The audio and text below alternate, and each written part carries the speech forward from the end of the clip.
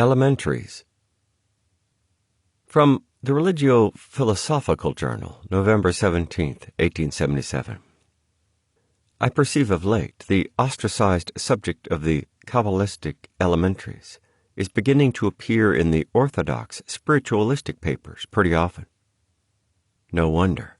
Spiritualism and its philosophy are progressing, and they will progress despite the opposition of some very learned ignoramuses who imagine the cosmos rotates within the academic brain.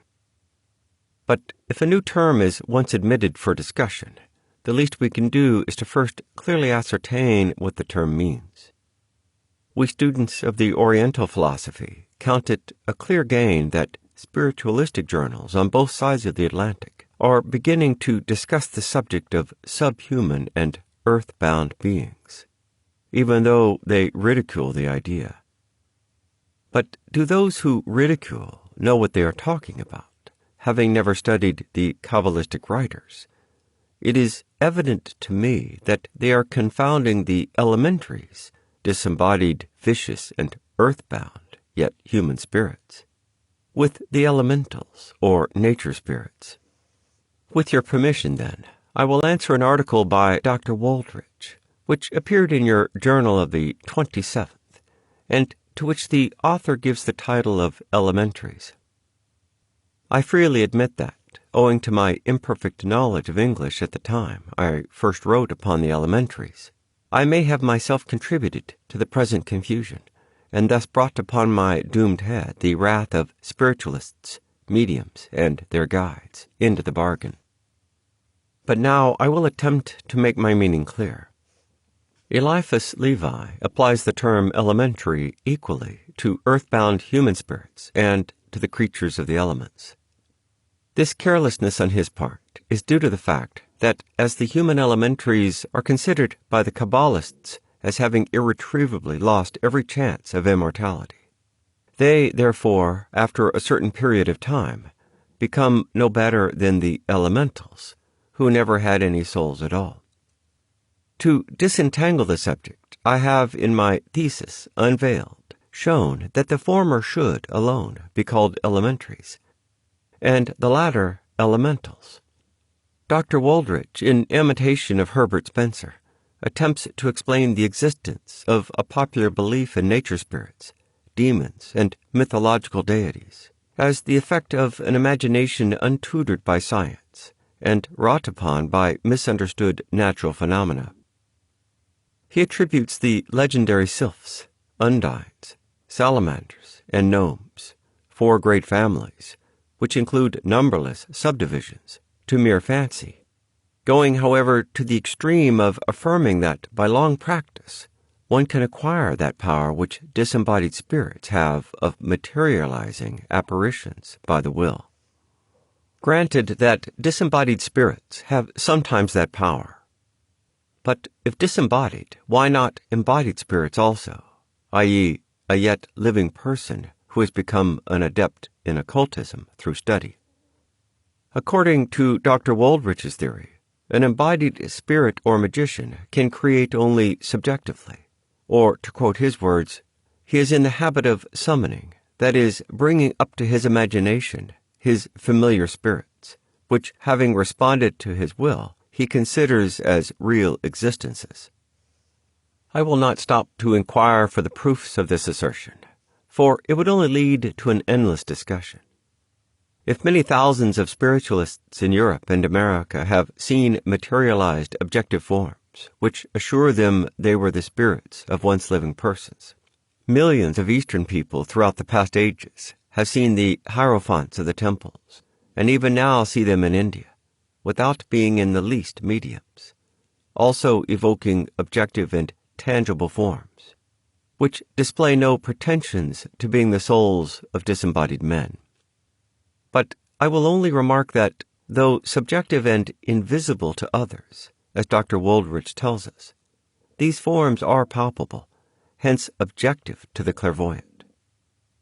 No scientist has yet mastered the mysteries of even the physical sciences sufficiently to enable him to contradict, with anything like plausible or incontrovertible proofs, the assumption that because the clairvoyant sees a form remaining subjective to others, this form is nevertheless neither a hallucination nor a fiction of the imagination.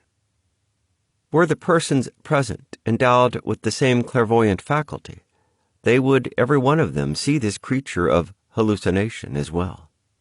Hence, there would be sufficient proof that it had an objective existence. And this is how the experiments are conducted in certain psychological training schools, as I call such establishments in the East. One clairvoyant is never trusted. The person may be honest, truthful, and have the greatest desire to learn only that which is real, and yet mix the truth unconsciously and accept an elemental for a disembodied spirit, and vice versa. For instance, what guarantee can Dr. Wooldridge give us that Hoki and Thalia, the guides of Miss May Shaw, were not simply creatures produced by the power of the imagination? This gentleman may have the word of his clairvoyant for this. He may implicitly and very deservedly trust her honesty when in her normal state. But the fact alone that a medium is a passive and docile instrument in the hands of some invisible and mysterious powers ought to make her irresponsible in the eyes of every serious investigator. It is the spirit, or these invisible powers, he has to test, not the clairvoyant. And what proof has he of their trustworthiness, that he should think himself warranted in coming out as the opponent of a philosophy based on thousands of years of practical experience, the iconoclast of experiments performed by whole generations of learned Egyptians, hierophants, gurus, Brahmins, adepts of the sanctuaries, and a whole host or more of less learned Kabbalists who are all trained seers? Such an accusation, moreover, is dangerous ground for the spiritualists themselves. Admit once that a magician creates his forms only in fancy, and as a result of hallucination, and what becomes of all the guides, spirit friends, and the tutti quanti from the sweet summerland, crowding around the trance mediums and seers? Why, these would-be disembodied entities are to be considered more identified with humanity than the elementals, or, as Dr. Wooldridge terms them, elementaries of the magician, is something which would scarcely bear investigation. From the standpoint of certain Buddhist schools, your correspondent may be right. Their philosophy teaches that even our visible universe assumed an objective form as a result of the fancy followed by the volition or the will of the unknown and supreme adept, differing, however, from the Christian theology, inasmuch as they teach that instead of calling out our universe from nothingness, he had to exercise his will upon pre-existing matter, eternal and indestructible as to invisible substance, though temporary and ever-changing as to forms. Some higher and still more subtle metaphysical schools of Nepal even go so far as to affirm, on very reasonable grounds too, that this pre-existing and self-existent substance or matter, svabhavat, is itself without any other creator or ruler. When in the state of activity, it is pravriti, a universal creating principle. When latent and passive, they call this force nirvriti. As for something eternal and infinite, for that which had neither beginning nor end, there can be neither past nor future. But everything that was and will be is. Therefore, there never was an action or even thought, however simple, that is not impressed in imperishable records on this substance, called by the Buddhists svabhavat, by the Kabbalists astral light. As in a faithful mirror, this light reflects every image, and no human imagination could see anything outside that which exists impressed somewhere on the eternal substance. To imagine that a human brain can conceive of anything that was never conceived of before by the universal brain is a fallacy and a conceited presumption. At best, the former can catch now and then stray glimpses of the eternal thought, after this has assumed some objective form, either in the world of the invisible or visible universe.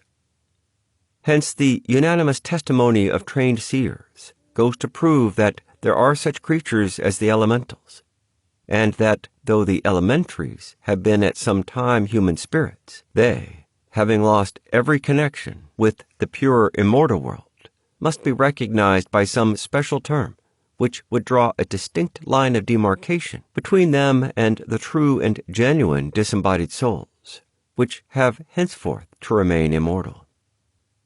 To the Kabbalists and the Adepts, especially in India, the difference between the two is all important, and their tutored minds will never allow them to mistake the one for the other.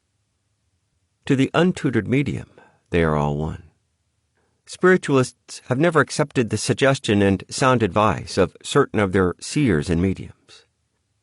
They have regarded Dr. Peebles' Gardnerines with indifference. They have shrugged their shoulders at the Rosicrucian fantasies of P.B. Randolph, and his Ravelette has made none of them the wiser. They have frowned and grumbled at A. Jackson Davis's Dayaka, and finally, lifting high the banner, have declared a murderous war of extermination against the Theosophists and Kabbalists. What are now the results?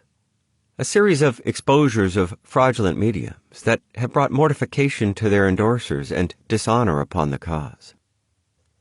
Identification by genuine seers and mediums of pretended spirit forms that were afterwards found to be mere personations by lying cheats go to prove that in such instances at least, outside of clear cases of confederacy, the identifications were due to illusion on the part of the said seers, spirit babes discovered to be battered masks and bundles of rags, obsessed mediums driven by their guides to drunkenness and immorality of conduct, the practices of free love endorsed and even prompted by alleged immortal spirits, sensitive believers forced to the commission of murder, suicide, forgery, embezzlement, and other crimes.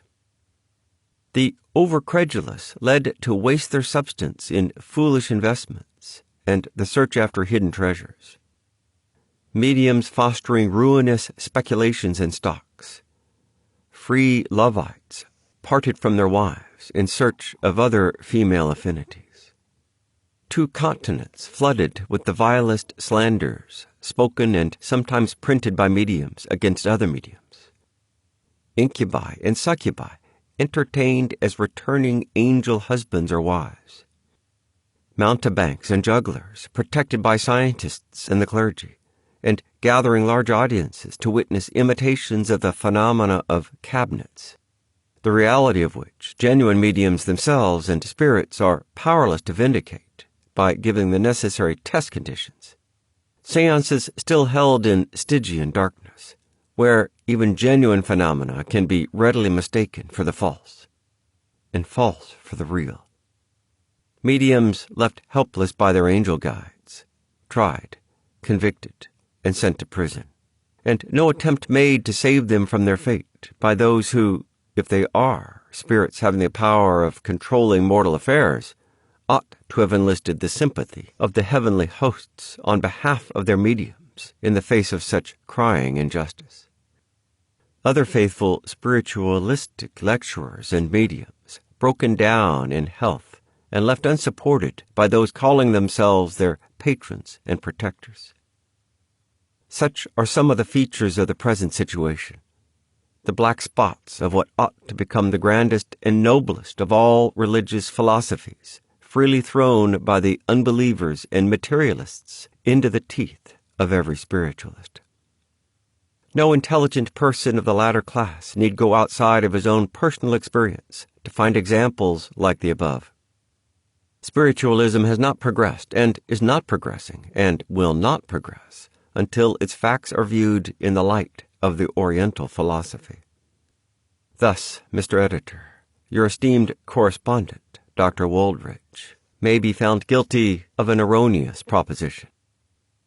In the concluding sentence of his article he says, "I know not whether I have succeeded in proving the elementary a myth, but at least I hope that I have thrown some more light upon the subject to some of the readers of the journal."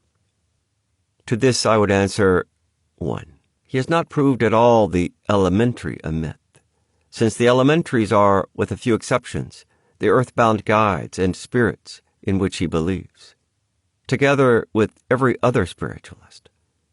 2. Instead of throwing light upon the subject, the doctor has but darkened it the more. 3. Such explanations and careless exposures do the greatest harm to the future of spiritualism, and greatly serve to retard its progress by teaching its adherents that they have nothing more to learn.